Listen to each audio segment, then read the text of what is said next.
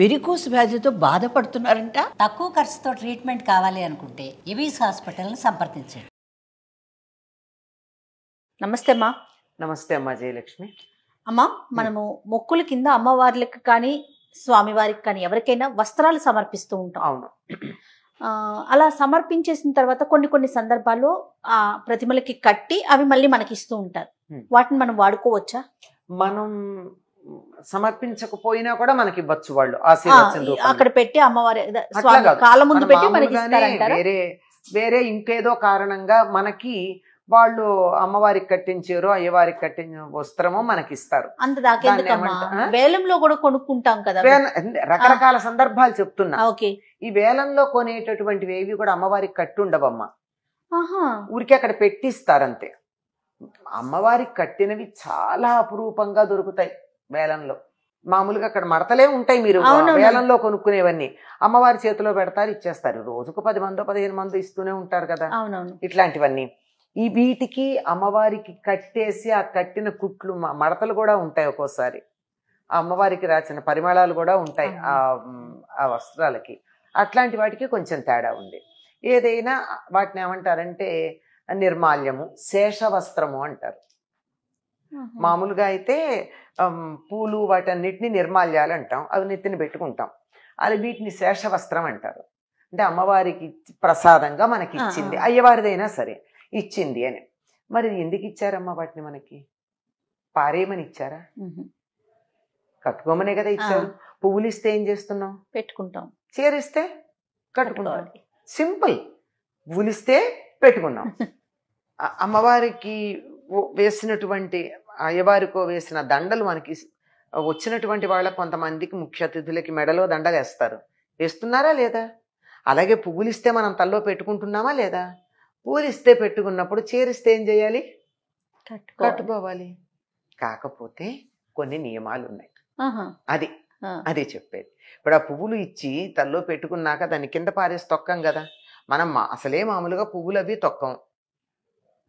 అందులోనూ అమ్మవారి ప్రసాదం గనక అయినట్టయితే మరీ జాగ్రత్తగా తీసుకెళ్ళి ఎవరి తొక్కని చోట ఈ కుండీలోనో మొక్కల మొదట్లోనో అది కూడా చెత్త లేకుండా ఉన్నటువంటి చోట వేస్తాం, అంతే కదా.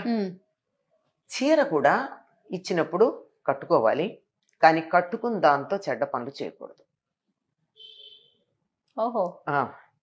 సాధారణంగా ఎక్కువ మంది మడి కట్టుకోవడానికి, దేవుడి దగ్గర పూజకి, వంట చేసేటప్పుడు వాడుతూ ఉంటారు. ఏదో మంచి గ్రంథాలు చదువుకోవడానికి అట్లా వాడతారు. అలాగే ఆడవాళ్ళు గనక అయినట్టయితే ఆ నెలసరి సమయంలో అమ్మవారి చీర కట్టుకోకుండా ఉండడం మంచిది. అది కూడా అశుచిగా ఉంటారు కదా. ఆ అశుచిగా ఉన్నప్పుడు కట్టుకోకపోవడం, స్నానం చేయకుండా కట్టుకోవడం చేయకూడదు. స్నానం చేసి శుచిగా ఉన్నప్పుడు కట్టుకోవచ్చు, తప్పనిసరిగా కట్టుకోవచ్చు. కట్టుకోమనే కదా ఇచ్చారు శేషవస్త్రం.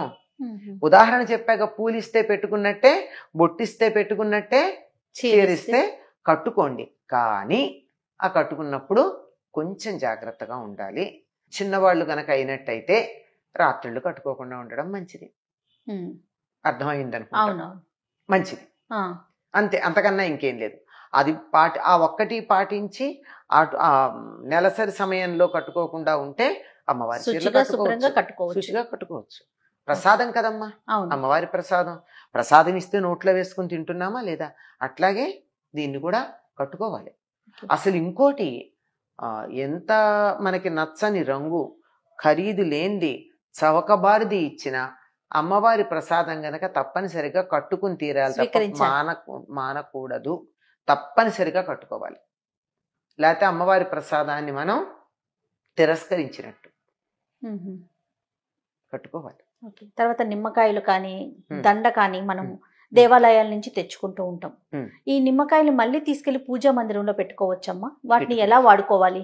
ఇప్పుడు ఆ నిమ్మకాయలు తెచ్చేది 2-3 రకాలుగా ఉంటాయి. మళ్ళీ అవి కూడా అంటే ఒక్కటి చెప్పడానికి ఉండదు, ఎన్ని ఇంప్లికేషన్స్ ఉంటాయో చూడండి. ఇప్పుడు శాకంబరి అవతారం వేసినప్పుడు అమ్మవారి మెడలో దండలుగా నిమ్మకాయ దండలు వేస్తారు. అటువంటి నిమ్మకాయ దండిస్తే హాయిగా తెచ్చుకున్న దాన్ని రసం చేసుకుని తాగొచ్చు, లేదా దేంట్లోన తినే పదార్థంలో ఆ రసం పిండుకోవచ్చు, తప్పనిసరిగా వాడుకోవచ్చు.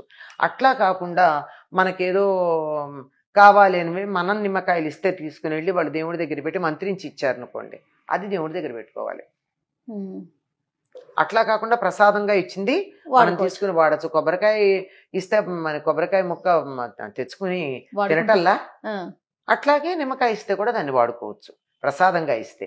లేదు మనం నిమ్మకాయ మాత్రం ప్రధానంగా పూజ చేయించేదో దిష్టికి వాటికి అని చేయిస్తూ ఉంటారే, అట్లాంటిది మాత్రం తెచ్చి గుమ్మానికి కట్టుకోమని వాళ్ళే చెప్తారు. గుమ్మానికి కట్టుకోవాలో దేవుడి దగ్గర పెట్టుకోవాలో అవి చెయ్యాలి. వీళ్ళది హాయిగా మనం అనుభవించడానికి అమ్మవారు ఇచ్చినవే అవి. అంతే. దండ ఇచ్చినా కూడా అంతే కదమ్మా, వాహనానికి వేసుకుంటూ ఉంటాం మనం సాధారణ. వాహనానికి వేస్తే అంత మంచిదా? చెత్తా చెదారం పడిపోతూ ఉంటుంది. గుమ్మానికి కట్టుకోవచ్చు, మన మెడలో వేసుకోవచ్చు, ఉంచుకోలేకపోతాం కదా, అది ఉంచుకోలేము. అదే అంటున్నాను. అందుకని గుమ్మానికి కట్టండి.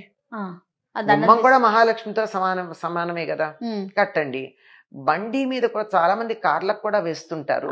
కానీ ఏం జరుగుతుందంటే దానివల్ల వేసంకాలం పర్వాలేదుగా, వర్షాకాలంలో బురద పడి అది ఇది పడుతూ ఉంటాయి. అట్లా లేని సమయంలో పర్వాలేదు, కానీ అది అంత శ్రేయస్కరం కాదనిపిస్తుంది. నాకైతే అంత శ్రేయస్కరం కాదనిపిస్తుంది. నా వ్యక్తిగత అభిప్రాయం. తర్వాత నిమ్మకాయలు కానీ దండ కానీ మనం దేవాలయాల నుంచి తెచ్చుకుంటూ ఉంటాం.